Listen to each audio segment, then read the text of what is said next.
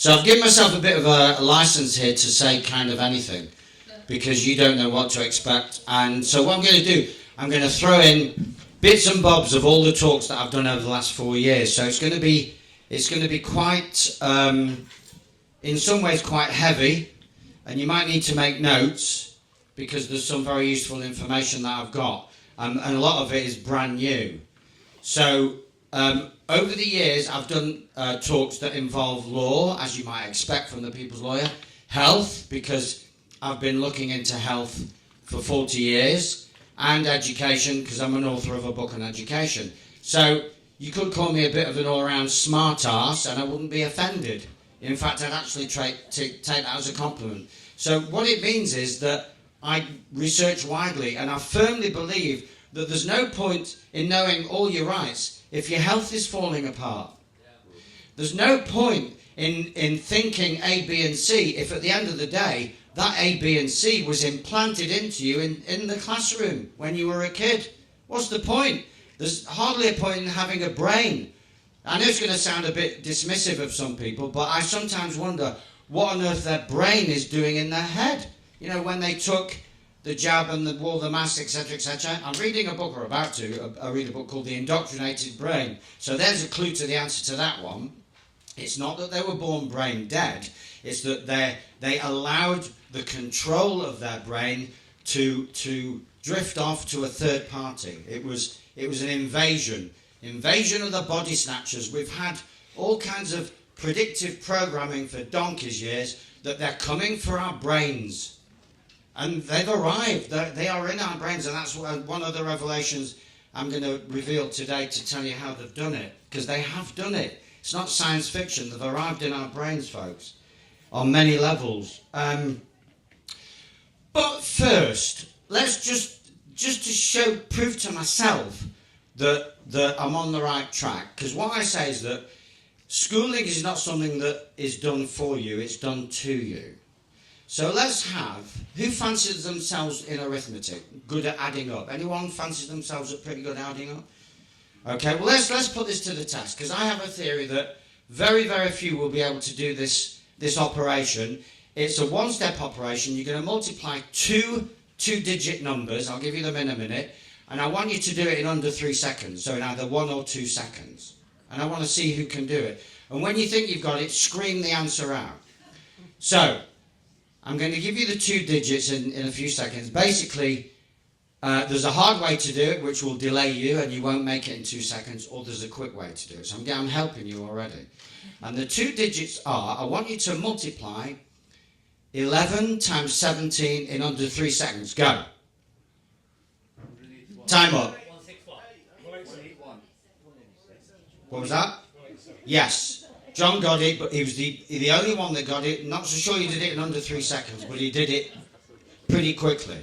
Yeah. So at school, if they were giving you an education, they would teach that if you've got a tricky operation, you simplify it.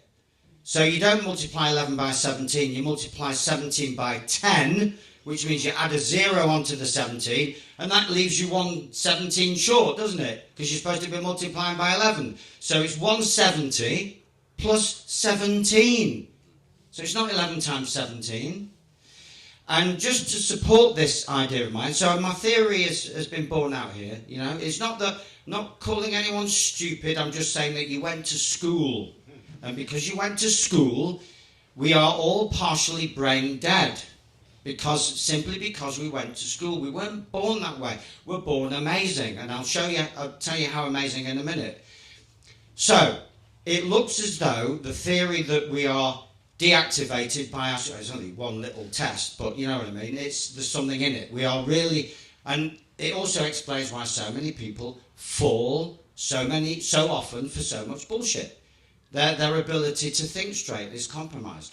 And a German scientist, the guy that wrote The Indoctrinated Brain, talks about it in that book, that we've got damage to the hippocampus, which means that we can't think clearly. The rational, objective part of our brain is compromised, and it doesn't matter who you are, it's compromised in all of us.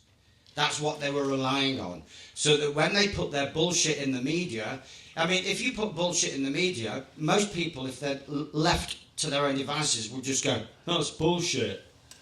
But that's not how it works. Most people go, oh, that's interesting. Because they're not thinking clearly. They're in fight or flight. Now, we don't have enough time to go into the deeper psychology of that, nor do I want to right here, right now. Let's talk about how amazing we really actually are. Here's another maths little equation. What happens when you multiply 50 trillion cells, so most people have got no concept what a trillion is anyway, 50 trillion cells which all have 0.07 of a voltage potential in them. That's us. How many billions of volts are potentially flowing through each of you? Can you do that? I'm not going to give you a time limit because that's a lot of numbers. It's a lot of zeros. Give me a rough idea. 50 trillion, and then we'll do a simplification of it. 50 trillion times 0.07. Any offers? 3.5 trillion? No, 3.5 trillion. Just less than 1 trillion. Hang on. 50 trillion times 0.07. So let's go through it. Right. 0.01 would be 1/10,000. Do we agree? Right, so 1/10,000 means we're knocking 4 zeros off 50 trillion. So 50 trillion is 50,000 billion. So from 50,000 billion, we go to, knock 4 zeros off, you're down to 5 billion. Are you with me? But I said 0.07, not 0.01. So we need to multiply 5 billion by 7. That's the number of volts flowing through your blood or body. That's 35 billion volts. Now you know why the globalists are shit scared of us. You multiply 35 billion volts times 7 or 8 billion people. That is what is powering the matrix. The consensus reality is run on those billions and billions of, well, it's back to trillions now. If you multiply 35 billion times 8 billion, we're back to trillions. Those trillions of volts are holding up the matrix. So what do we do to bring our own desired reality into manifestation? Well, we take back that voltage.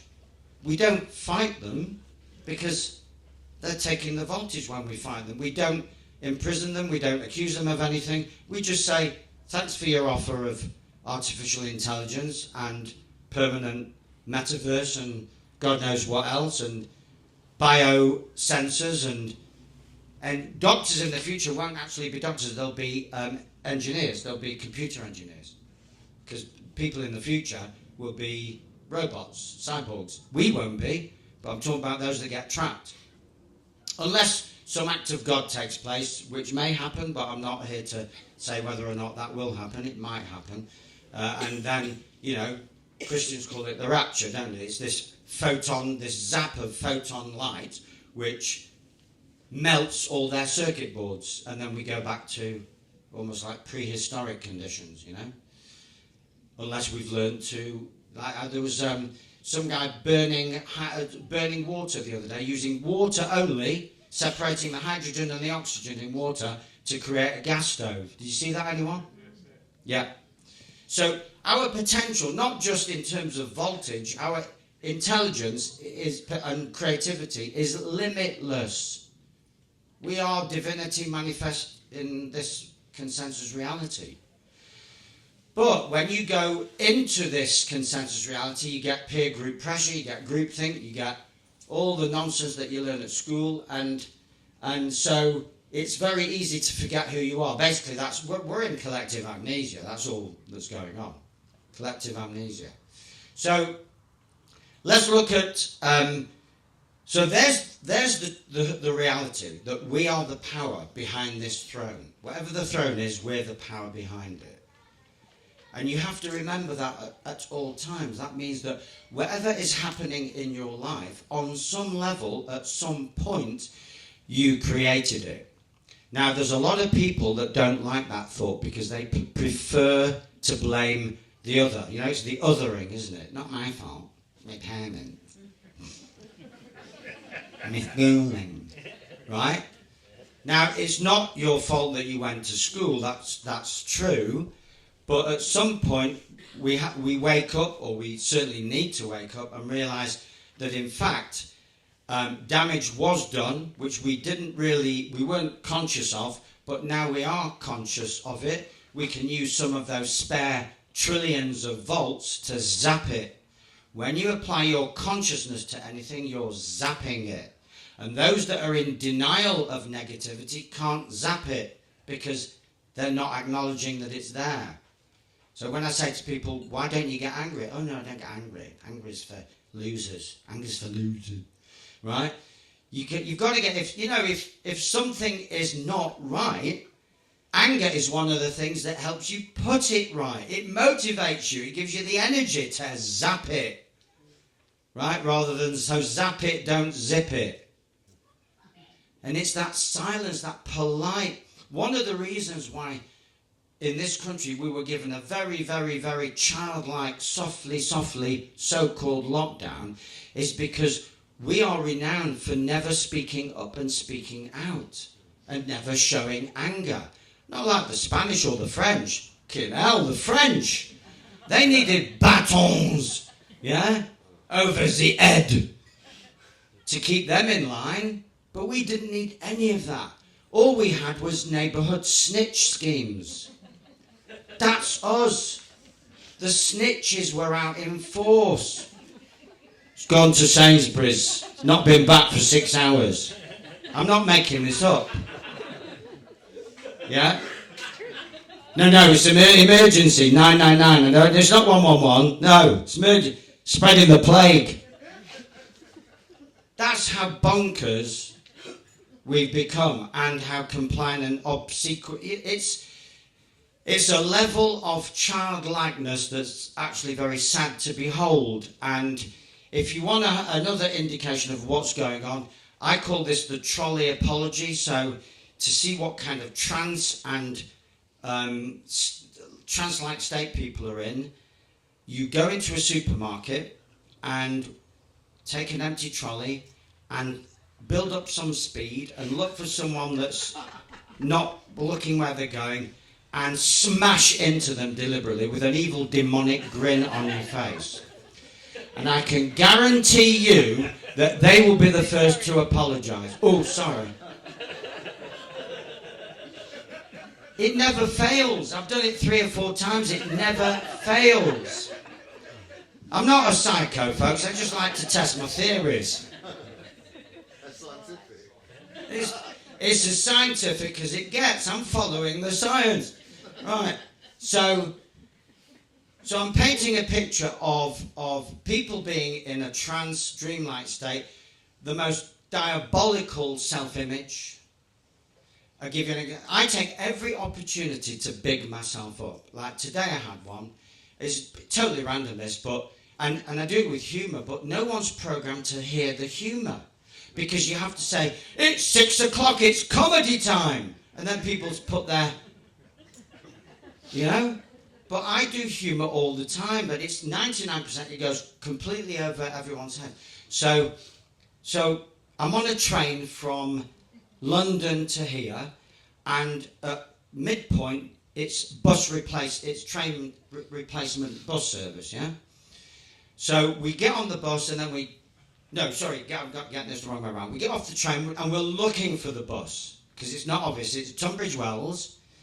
Got nothing against Tunbridge Wells, very nice little town, but we can't see. It's not obvious where the bus is. And me and this woman have got the same problem. So she speaks to one of the station assistants, and the blah blah blah. And I'm about 3 feet away, and she goes, "Oh, it's back the way we came." So back the way we came was the barriers back into the station, and I thought that can't be right. So I said, "Oh, there's a staircase here. It'll be in the car park. The bus will be in the car park." And she said to me, "How do you know?" And I said, "Because I'm exceptionally intelligent." And it was like, and there was a guy walking up the stairs as we're walking down, and he said to her, "Run a mile." Right? Because they're both taking taking me seriously. I'm having a laugh. You know, how do you know? Well, you know, back in the day, you say, oh, I'm psychic, right? But now I'm exceptionally brainy. Anyway, turns out she actually had the last laugh because it wasn't when I took her into a car park, there was the wrong fucking car park. And I said, oh, I think I've got this wrong. She said, oh, I think you got a bit ahead of yourself there, didn't you, boy? Right? Anyway, so that's the point, is if you're conscious and you know that this is all a sad joke at humanity's expense, then one of your ways back to sanity is to make everything funny. Laugh at yourself and laugh at everyone. And it doesn't matter what you're laughing at, there's no holds barred. Because in their world now, you can't laugh at anything. They have no power when you laugh at them, it fucks them up. Absolutely. You get all your power back, Yeah. you get all your joy back, you get everything back that you lost. And you go back to childhood. You know, when I'm around children, and I originally came to Hope Sussex because I wanted to help out with the kids, and I offered a card game. It's too complicated for the kids, so I ended up with the grown-ups, right? But I'm happy to be around kids because I'm breathing in their spontaneity and their fun and their smiles and their, you know. And we have the audacity to think that we can teach them shit. We should be learning from them. They've got the knowledge. They're bringing through stuff that we need to know. And the age-old fun, joy, spontaneity. They don't take things personally.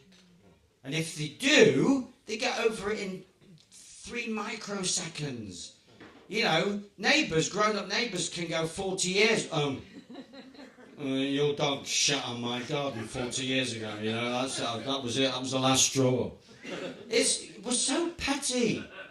So the inversion, that's another book I'm reading called The Inversion. In The Inversion, children are grown-ups have become the new children. So-called grown-ups. Which is why so many of us, obviously not us, but the bigger, were convinced to do the certifiably insane for no reason other than Big Brother said it was the right thing to do. So you have to be brain dead and certifiably insane and infantilized to an unbelievable degree to do as you're told. And that is what another thing that schooling is all about. Learning to do as you're told, not learning to think for yourself. So, I've got another question. I'm going to keep quizzing you. It's kind of an inverted Q&A where I'm the one asking the questions. Right, Q&A. I'm picking stuff out of thin air. I have to say my priority today is health. But there will be some law coming down the pipeline, and I'm going to allow something that is not normally allowed in talks, is I'm going to allow everyone to turn their phone on, because I've got something to show you when you turn your phone on, but we'll bit more of that later. Right. So, I want to test how up to date you are, in my opinion anyway. These dates, what have they all got in common? And it's a very simple answer, at least in my book. 1889, 1918, 1957, 1968, 2003, 2010, 2019. What have they all got in common in very simple terms? Don't complicate it. Flu is half the answer. Yep, I like it. Flu, what's the other half? Pandemic. Well, flu, pandemic, that's part of the same, part of the... Keep it simple. Here's a clue. Some new EMF invention. Yeah, rollout of technology. Okay, I have something called, I have quizzes, what are they called? Anti-trivia quiz. I've got two now. And if you contact me, I can send you them. And they're shocking, because however much you think you know about what's going on, you don't. Because I didn't until I found this all out, you know. Because they've been planning this so long that they knew we would start to catch up, so they had other things in store. See what I mean? So we're chasing, off with the head. Right. So, rollout of technology. Now, there's never been viruses, and when they use the word virus, they don't mean what they think they mean. What do they mean when they use the word virus in one word? Program. Toxin or poison? Poison. Administered intentionally from the environment or from a jab or from food, water. So viruses are toxins, poisons from the Latin.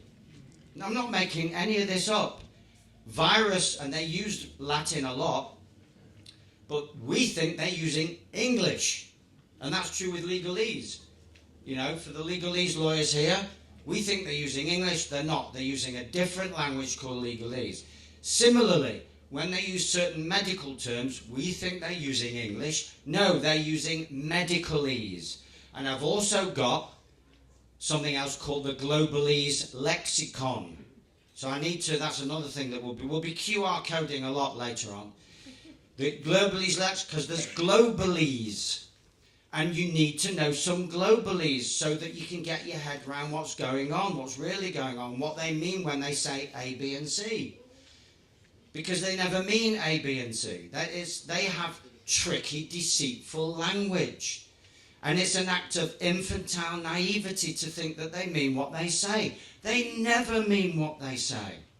Ever. Because for the normies, for the masses, they have to appear to sound rational, reasonable, and helpful and humanitarian. Otherwise, the normies won't be normies for too much longer. So that's why it's so important for us not to get too riled up, because we know that they're lying. We have to fight fire with fire and just hold up the mirror and say, could you give me more information on that, please? That seems to be based on a presumption. Have you got any data to back that up? And who are you to say that anyway? Mr. Tedros, are you medically qualified? And when some normie says, are you medically qualified? You can simply say, well, no less qualified than Bill Gates. So, But they'll say that he has experts telling him. well, no, but you know what he's done? He's bought himself a PhD in some pharma. He's bought, you know, he's Dr. Bill Gates now. I have to question the word expert. Oh, absolutely. Expert has been as spurred as a drip under pressure, so you would never take any notice of them. Absolutely. Yeah, there you go. So, me and Stuart preach from the same hymn sheet. There's no such thing as an expert. So, well, we know that they're lying to us, but it helps to know exactly how they construct these lies. And they use very, very clever language. I had another. Right, so what so we know, well, some of us know, the rest may suspect that we're right, but they haven't convinced themselves yet. There is no such thing as a transmissible virus. Right, so this is what I've been saying now for some time. For the first year I said it, I was putting my neck on the block. But now there are more and more experts like, more and more medical researchers, Dr. Cowan, Andy Kaufman, Stefan Lanka, and others, and more, even Jane Ruby, who to my taste sounded a bit mainstream until recently, is starting to question virus theory, like starting to demolish it now. Stuart, yeah? One other thing, I think there is such a thing as a virus that's transmittable. Verbal diarrhea. Yeah, absolutely. Yeah. Wondered where he was going with that for a minute. But I'm with you. Absolutely. It's the virus is psychological, folks. It's informational. It's an info virus. Right.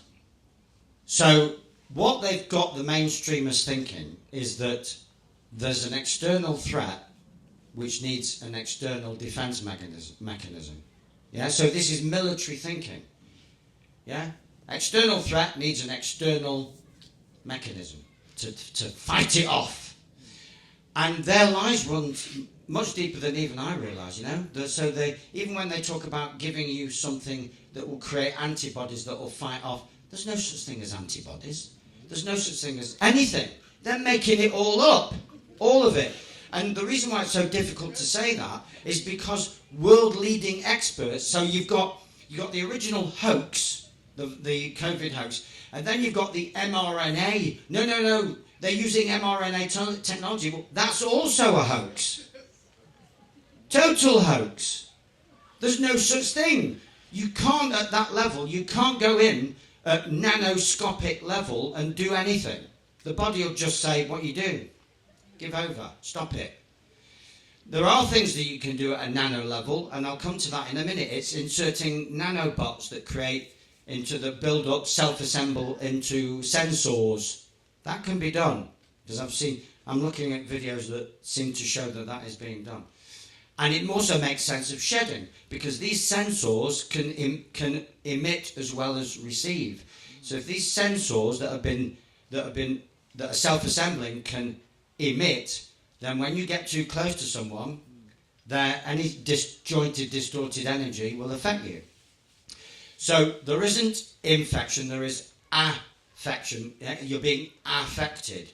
And the other theory that seems to be gaining massive, rapid ground is that most disease is not infection, it's infestation of microparasites, bigger and smaller parasites.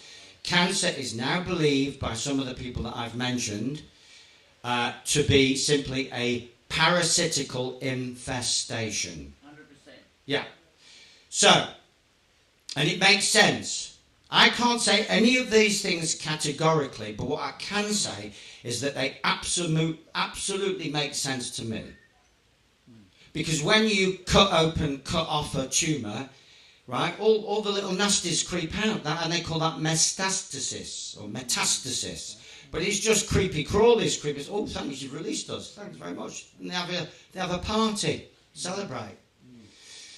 So it is all about parasites, and one reason, you know, the as above, so below, or as below, so above. Well, if the ultimate enemy of mankind is the ultimate parasite, the one that gobbles up entire universes, that the ancients called Wetiko, then why would not that ultimate parasite have spawned little microparasites? Because God Almighty spawned us.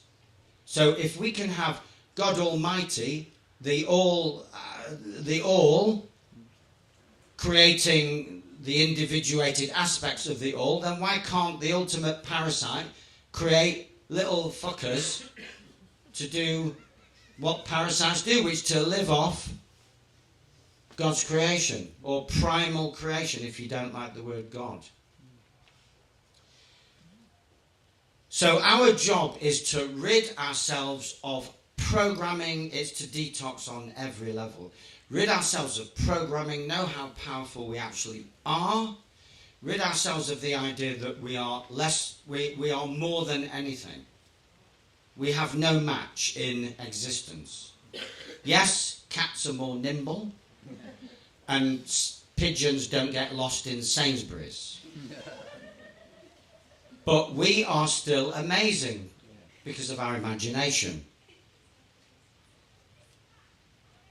Now then, I just want to give you, before I go into some healing strategies and then we look on lawful stuff, I'm going to be a bit all over the place, but I'm quite comfortable with that because I'm normally very strict in my order, and I just wanted to be a bit more intuitive today.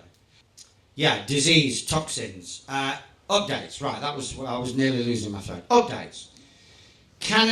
Canadian medical authorities are now suggesting to doctors to suggest to unjabbed, unvaccinated patients that they seek psychiatric assistance. You wouldn't credit that. Even after all we've experienced, you would think that we've gone beyond that, wouldn't you? So at the moment, without an emergency, without a pandemic emergency, Canadian doctors are still being recommended by their medical council to write to unjabbed patients recommending psychiatric treatment. Now just imagine if they flip the switch. They flip the switch, all of a sudden all those with biosensors are now receiving kill, kill, kill signals. All those who can't afford to eat are now turning cannibal. All those mandates that we thought had come back. See, this is a dark picture because it will get that dark. And if you think that it can't get any darker, it hasn't actually got very dark. It got a bit grey, it got a bit murky. Most of us were in a no man's land of don't know what's going on. We need to be mindful of certain manoeuvres being made by both sides. There's a military aspect to this war. There's a hot aspect to this war.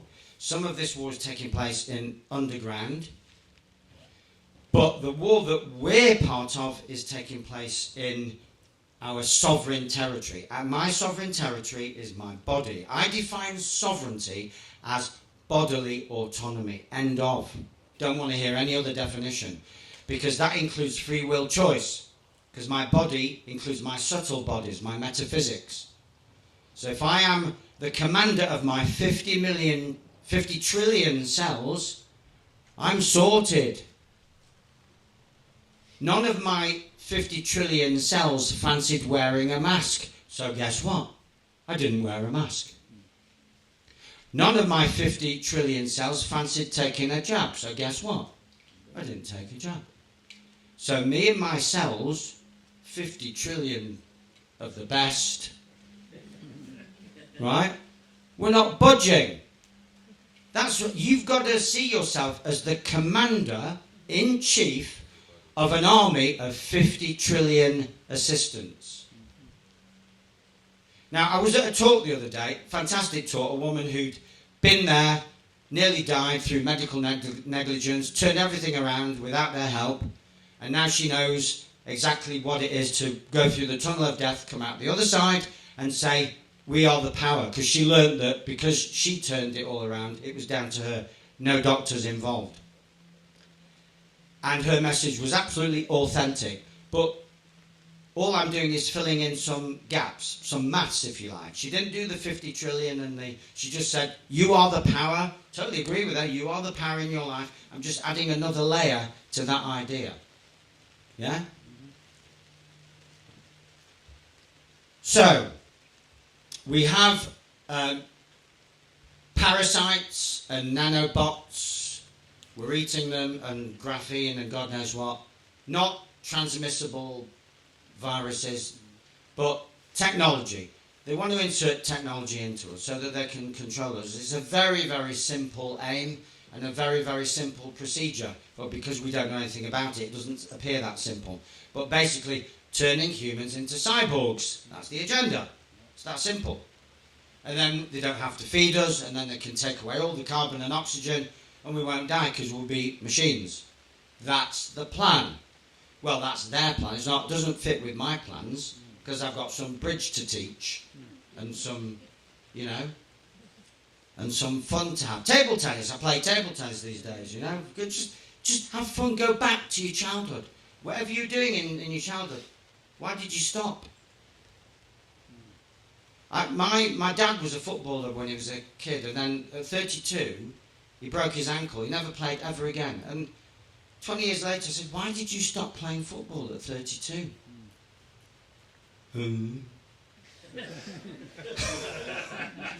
You can see where I get my intelligence, can't you? So, anyway, okay, so let's have a look. I've got it in front of me. These are recommendations for de-lousing, deworming, deparasiting. Okay, if you have a pen and paper, because we're recording this, you'll get another chance to make a note. And I'm going to put this on my website, my own website as well. Okay, bendazole. These, what? I think it's called albendazole. No, I'm coming to that. There's another, and there's fenbendazole as well. All right, bendazole or albendazole, possibly. Well, if it's albendazole, it's A-L-B-E-N, albend, as in, A-L-B-E-N-D, A-Z or Z-O-L-E. Bendazole or albendazole. Is that the vet one? I don't know. All I'm doing is, I don't shoot the messenger, I'm just reporting what I've learned recently about remedy for parasites. But I have some authority because I'm taking one of them, and I'll come to that in a minute. niazoxoxide. Oh, I can't even say it. Right. Niazoxinide. Niazoxinide, yeah. N-I-A-Z, Niaz, N-I-A-Z, O-X-O-N-I-D-E. Niazoxinide, there you go. Chloroquine, I think we know about that, and hydroxychloroquine. Chloroquine, C-H-L-O-R-O-Q-U-I-N-E. Hydroxy, so that's H-Y-D-R-O-X-Y, and then chloroquine at the end. And then the horse dewormer known as ivermectin. Ivermectin and fenbendazole. I feel like I'm doing a bingo here, don't I? House! Got it from Benadryl. Fenbendazole, yeah, who's got dog's got fenbendazole. Wants his dose. Fenbendazole. And then the one I'm taking, chlorine dioxide. Now, chlorine dioxide is just amazing stuff. I take about a litre a week, roughly, diluted. Otherwise, I would be. Well, no, I'll be like a little mess on the floor, because you do a lot of pooing when you take, you know. So it'll make you, it'll give you the runs for a couple of weeks, maybe even a month, but then you know you get rid of the parasites. You can get a starter kit, make your own chlorine dioxide. It used to be called MMS, Miracle Mineral Supplement, and the latest iteration involves the off-gassing of the combination of sodium chlorite and hydrochloric acid, off-gassing into some distilled water. That is then put in a certain ratio into alkalized, pure natural water, mineral water. That's what you drink in a certain ratio. And I'm on about roughly 10 mils per litre, or 10 to 14 mils per litre of the concoction that I create. Don't listen to a word I'm saying right now, because you need to, if you want to know more, contact me via my website. I'm going to hand out the cards later, and I will send you the starter pack that'll take you to the website where you can buy the starter kit, and also to the video by Andreas Kalka, who will show you how to use the kit. Right. How do you spell Andreas Kalka, K-A-L-C-K-E-R. So, if we're right about parasites, and I think we are, then you could regard everything needs redefining. Pneumonia, parasites on the lung. Dementia, Alzheimer's, parasites on the brain. Cancer, parasites every fucking where. Yeah, right. So, all I'm saying is, whether I'm right or wrong, we need to simplify, because whether it's law, health, or education. Because as Asimov said, the only education is self-education. What are we doing sending boys and girls to school? It's now a criminal act to send a boy or girl to school. You are aiding and abetting genocide by sending a boy or girl to school. I can't break it to you any other way. It's aiding and abetting genocide, because they are going to be genocided. Menticide kills their spirit, and then they start doing self-harming. They engage in self-harming practices, and they will die at half the age they were meant to live. They will die a painful death, because the despair of having been schooled out of all rational intelligence and creative, skillful, initiative will hurt their soul, and they won't want to live. It's a despair that starts mainly in the classroom. Not always, have to admit that, but mainly. And it's normalised so nobody notices. 1 million kids are on medication for mental health issues in this country. And it's soon going to be 2 million. And there's another 2 million who are keeping quiet about it. Another 2 million on the waiting list. Yeah, exactly. The waiting list has got all the rest on it. Here's an example of how children secretly fight this fight, but they don't let on. I've got 2 from my own life, and I've got 1... I've got 2... Well, 3 actually. So, I think I've got 3. when I was in schools as Mr. Minibridge, teaching the card game bridge, a simplified version, I found some interesting things going on. So I'd go in and there'd be a girl in thick rimmed glasses and I'd be writing on the smart board and the teacher would be looking like this, looking at the girl with thick rimmed glasses and scratching her head. And then she'd say to the girl, Rachel, why have you got glasses on? I never knew you wore glasses and you've been in my class for 3 years. And Rachel goes, well, I'm enjoying this class with David, miss, and yours are boring. I've got no reason to put my glasses on. Now, here's another one. I went into another class and I said, right, in bridge, we have high card points. Aces, kings, queens and jacks are the high cards and we assign to them a value. 4, 3, 2, 1. So ace is 4, king is 3, queen is 2, jack is 1. And I gave them a very simple operation. How many points would you have if you're holding all 4 kings? That's 4 times 3. And little Sarah goes, 12 in less time than John took to multiply, God knows what he multiplied, right? 12, and the teacher goes, scratches his head, Sarah, I didn't know you could count. But you give them a context, take away the reason to protest, and they can do anything.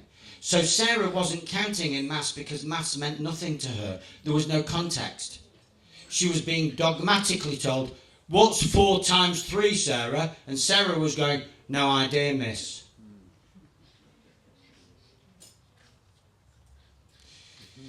And I've got another example, but it's gone from my head. It'll come back to me. So, the furies. The furies. Now, I was asked recently what I think of the furies. Do you know what I mean by the furies? No. The furies are the kids that are self-identifying as pets and cats. Now, the person that asked me seemed to think that this was a real mental health issue. A real one. Like, isn't it sad that they're self-identifying as cats? And I said, are you for real? Are you kidding me?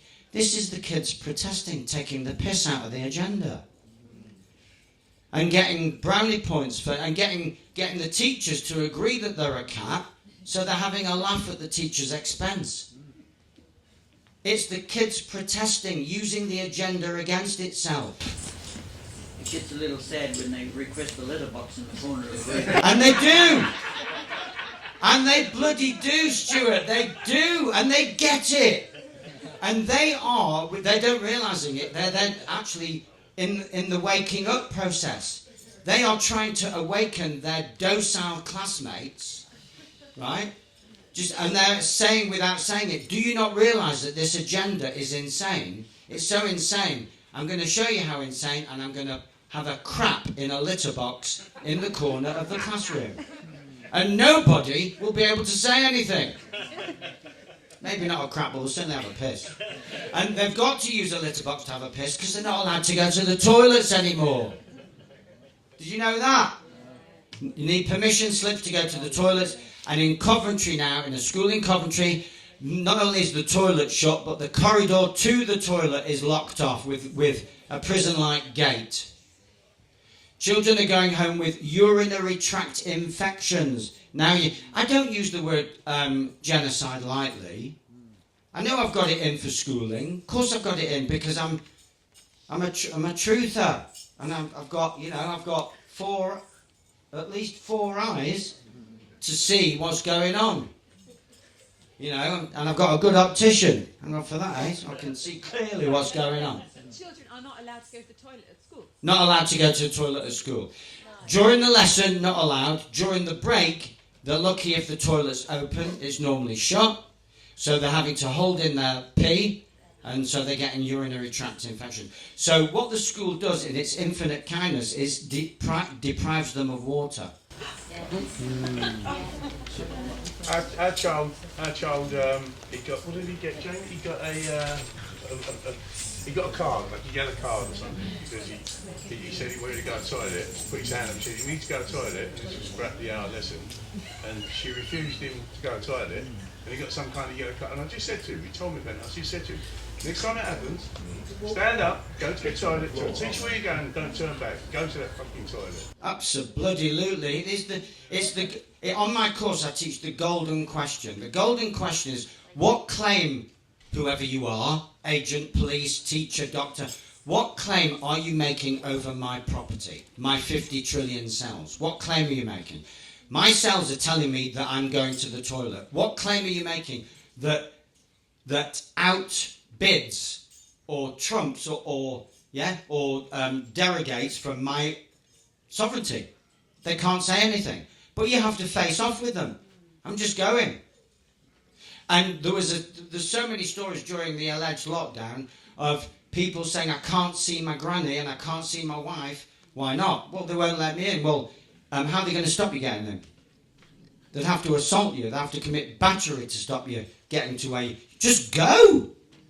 So many people didn't get to see their mum or dad or granny die because they didn't do that key step of just doing it. Yeah, never ask, just do it. Just do it. You don't... Sovereignty means not asking anyone ever for permission. Unless you're about to shoot them in the head. Excuse me, sir, do you mind if I shoot you in the head? But if you're doing something natural and lawful, permission is not even... it doesn't feature. Don't let them gaslight you with, oh, how rude. You know? There was a ticket collector got on the Manchester Metrolink back in the day in 2020, and she said, sir, you need to wear a mask. And I completely blanked her. Completely. It's as if she wasn't there. And she stood there for about half a minute, which is a long time when you're just standing over one. And I wasn't going to talk to her. And after half a minute, she said, oh, how rude. And I thought, and it's not rude for you to tell me to put a mask on, a total stranger. That's the insanity. So we are going to, when they pull another nasty one, and it's not another, it's the real one, we're going to have to be rude, direct, belligerent, stand in our own power, you know, and we may well have to do it in groups, and I'll come to that in a minute, so because I'm going to ask you to put your phones on in a minute. Can I just ask, so with the mark, I think in future we all need to educate ourselves as well. So before being rude, we politely explain to that person why we're not doing what we're doing. No, I'm not. I did that with the masks. And then the people in the supermarket say, oh my God, why aren't they telling us in the government? Nobody should be wearing masks. No, I don't. I was misunderstood. I don't mean saying you can fuck right off. I don't mean that. I just mean do what you have to do without explanations. They will say that's rude, but you don't care. You don't want to engage with them. You just crack on with whatever you're doing. It's a waste of your time and energy to be conciliatory. They're not interested in what you've got to say, right? And you're not interested in the fact that they're not interested. All you know is that you have a task, and you're going to achieve that task. Don't slow yourself down, folks. If enough of us just do the direct action of doing what we have to do, it's gonna put massive holes in the narrative. Not enough of us did it the first time round. So this speaker the other night said, oh, what a victory we had in 2020-21. No, we were massacred because most people didn't put up, the vast majority either fell for it completely or put up no resistance. Lots of people said I'm exempt, and to say that is to give them power. Yeah, absolutely. And I had a massive, and they wore these nice, posh Selfridges scarves, you know, or whatever. No, it was a massive defeat. We can turn it into a victory as long as we learn the lesson. One thing to say is you're exempt, and if they say, well, where's your exemption, just simply say, where's your warrant? Yeah, where's your medical qualification? Where's the law? So there's so many. I still like the idea of telling them to fuck right off. Stuart, please don't let me stop you. Please do not think that I'm stopping you, because I'll be right behind you. Right.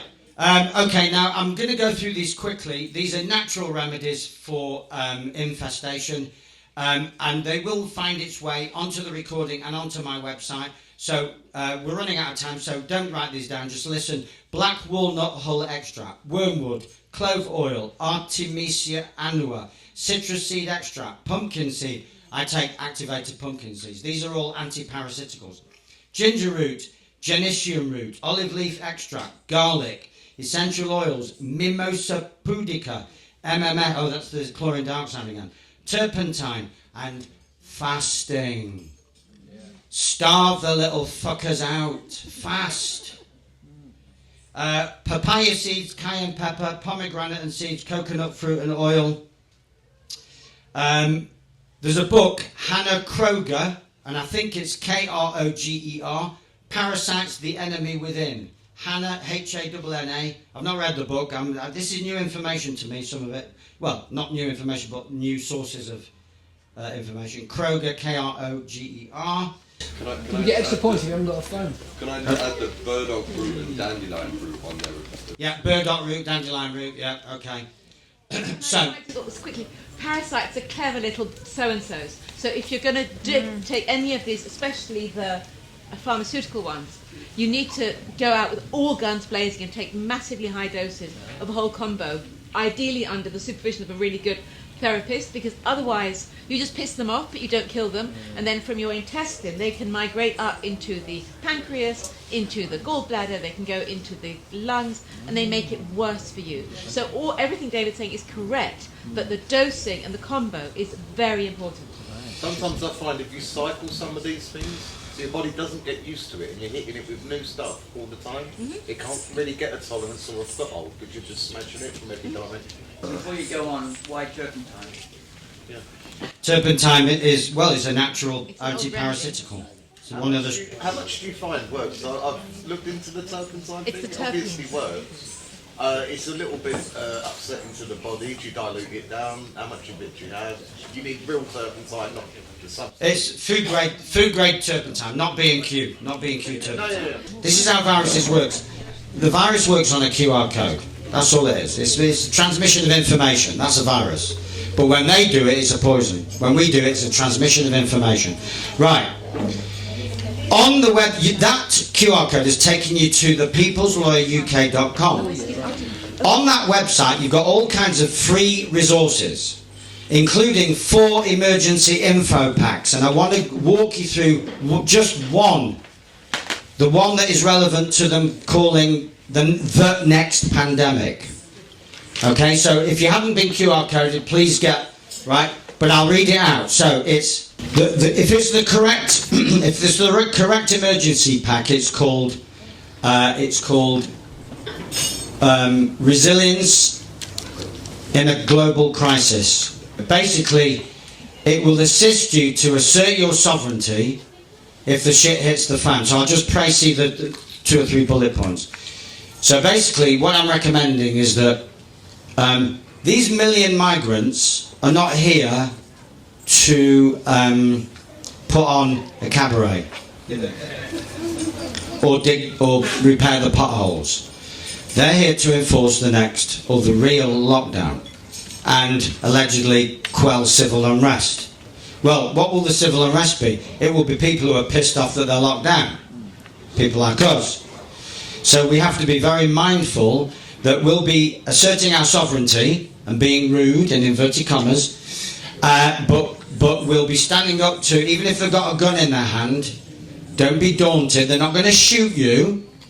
They're going to make you frightened and want to obey. You mustn't obey. Because if we all obey just because they've got a gun in their hand, we're finished. They're not going to shoot you dead. Just stand very calm and very relaxed and crack on.